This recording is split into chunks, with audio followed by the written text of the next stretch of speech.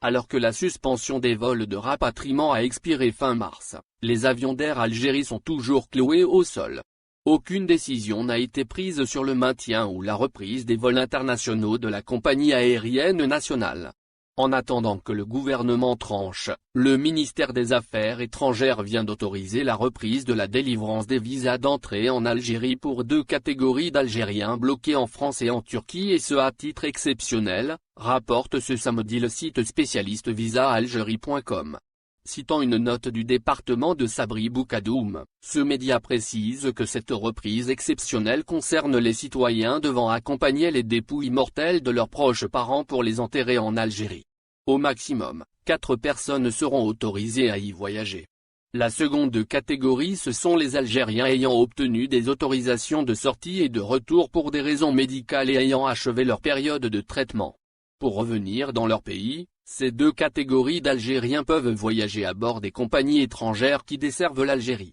La compagnie aérienne nationale Air Algérie étant toujours interdite d'opérer des vols internationaux depuis fin février, après la détection des premiers cas du variant britannique du Covid-19 en Algérie.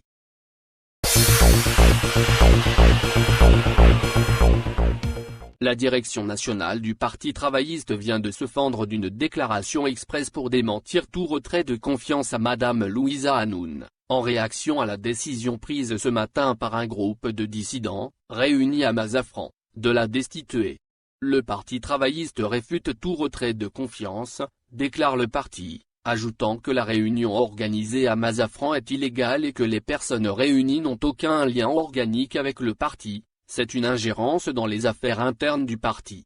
Mais pour leur part, les auteurs du redressement persistent et signent en affirmant que la totalité des présents à cette réunion ont voté la destitution de Louisa Hanoun. Il s'agit en l'occurrence, précise-t-il, de membres du bureau politique, de membres du comité central et de membres des conseils de toutes les wilayas. Mounir Nazri, le nouveau secrétaire général par intérim, a indiqué que l'huissier de justice a validé les résultats de la réunion qui a destitué Louisa Hanoun, réfutant par ailleurs la version de Louisa Hanoun qui atteste son exclusion du parti. J'ai des documents du ministère de l'Intérieur qui rejettent la mesure d'exclusion prise contre nous par la direction du parti, fait-il valoir comme preuve de leur appartenance au parti et donc à leur habilité à se réunir.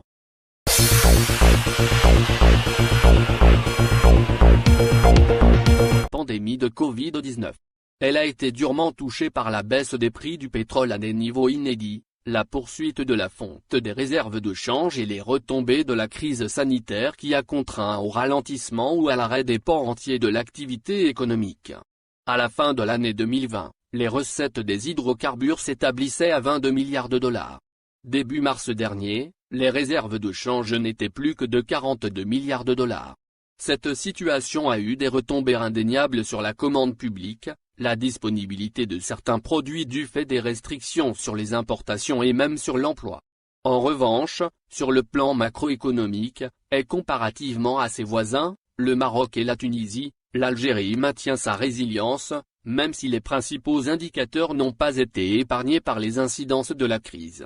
Elle fait en tout cas mieux que ses voisins immédiats.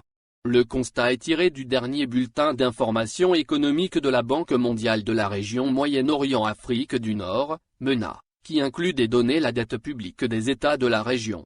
Maintenir une dette élevée pourrait présenter un risque à long terme, menaçant la solvabilité des économies et leur capacité à refinancer, ou reconduire, la dette arrivant à échéance à l'avenir. Ces risques, s'ils se matérialisent, peuvent engendrer des difficultés économiques caractérisées par la dévaluation de monnaie, une inflation galopante, la fuite de capitaux et, au bout du compte, de graves crises d'endettement. Le défaut de paiement du Liban en mars 2020 et la crise actuelle en sont de douloureux exemples, met en garde la Banque mondiale. On apprend à travers le rapport que la dette publique de l'Algérie s'est établie à 51,4% du produit intérieur brut, PIB, du pays en 2020, soit une hausse de 5,8 points par rapport à 2019 où elle s'était établie à 45,6% du PIB. Bien entendu, Le gros de la dette algérienne est accaparé par la dette intérieure publique, 50,8% du PIB en 2020, 45% en 2019. La dette extérieure demeure insignifiante avec le taux inchangé de 0,6% du PIB. La comparaison avec le Maroc et la Tunisie permet de constater que la dette algérienne est la moins élevée de la région. Les deux pays ont vu leur dette augmenter d'une manière plus significative pendant la même période. La dette publique du Maroc s'est établie à 77,8% en 2020, contre 64,9% en 2019. Sa dette publique intérieure a représenté 58,4% du PIB en 2020, tandis que sa dette extérieure publique s'est établie à 19,4% la même année.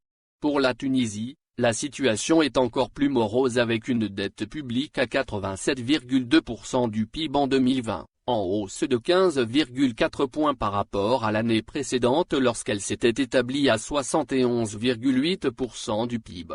La dette intérieure publique de la Tunisie a représenté 27,9% du PIB en 2020, contre 22,3% en 2019. De son côté, la dette extérieure publique du voisin de l'Est s'est établie à 59,3% du PIB en 2020.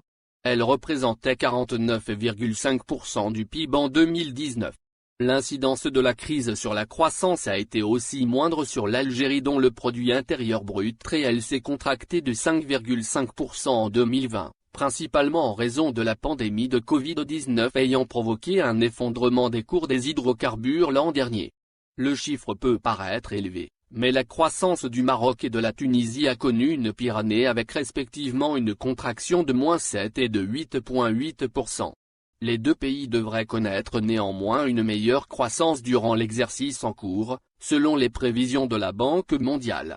Alors que le PIB réel de l'Algérie devrait croître de 3,6%, la Tunisie et le Maroc devraient connaître une croissance de 4 et 4,2% respectivement.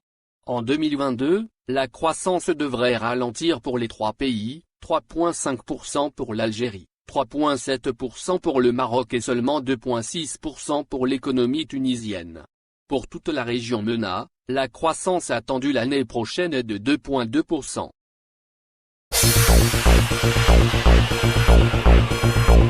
Au lendemain des manifestations du 111e vendredi du Irak, des dizaines de citoyens ont tenté de marcher ce samedi 3 avril à Bab el-Oued à Alger.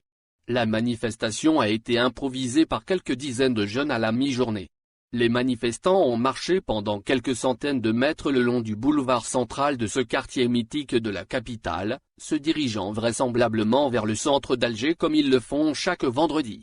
Ils scandaient Noudia Assima Noud, capitale, réveille-toi, à côté des slogans habituels du Irak. Mais la police est intervenue et les a empêchés d'avancer. Plusieurs arrestations ont été opérées dans les rangs des manifestants.